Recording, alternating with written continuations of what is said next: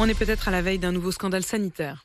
Oui, c'est une enquête et un témoignage très fort que vous propose RMC ce matin. Marie Dupin, c'est vous qui l'avez recueilli. C'est un malade qui soupçonne le groupe Philips d'être à l'origine de son cancer. Il fait le lien avec l'appareil qu'il utilise toutes les nuits contre son apnée du sommeil. Oui, Mathieu a appris récemment qu'il souffrait d'un cancer. Or, il y a quelques jours, il découvre que des centaines de milliers d'appareils Philips contre l'apnée du sommeil, dont le sien, sont potentiellement dangereux, sauf que personne ne l'a prévenu.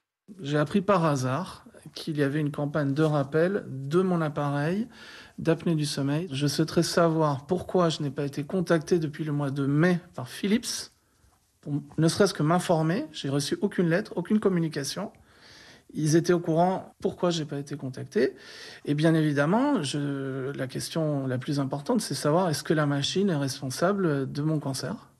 Voilà. Le problème avec les appareils Philips contre l'apnée du sommeil, eh bien, c'est une mousse à l'intérieur qui dégage des particules chimiques, risque décrit par Philips, maux de tête, irritation, toxicité, effet cancérigène. Dès le mois de juin dernier, Philips rappelle plus de 5 millions d'appareils dans le monde, 370 000 en France.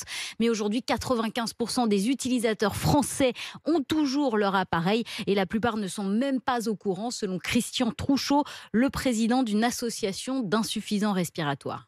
Ce que je vais dire va peut-être paraître fort, mais à mes yeux, le problème Philips, c'est un scandale sanitaire qu'on étouffe et que pour des raisons financières, on étouffe ça. Je le dis haut et fort. Et Philips deviendra le médiator de la respiration. C'est ce que je pense. Alors que dit Philips, Marie ? La marque assure que le lien entre ces machines et des cancers n'est pas prouvé aujourd'hui, mais l'Agence du médicament en France nous confirme qu'au vu des données transmises par Philips, le risque cancérigène ne peut être exclu.